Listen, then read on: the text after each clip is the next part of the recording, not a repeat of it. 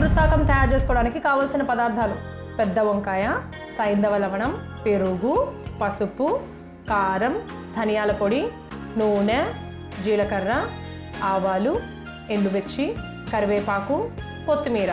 దధి వృత్తాకం తయారు చేసుకునే విధానం: ముందుగా ఒక మిక్సింగ్ బౌల్ తీసుకొని అందులో అర చెంచా పసుపు, కొద్దిగా సైంధవ లవణం, అర చెంచా కారం, అర చెంచా ధనియాల పొడి, అర చెంచా నూనె వేసి కలుపుకొని ఈ మిశ్రమంలో కట్ చేసి పెట్టుకున్న వంకాయలను వేసి బాగా మసాలా పట్టేలా కలుపుకొని పక్కన పెట్టుకోవాలి.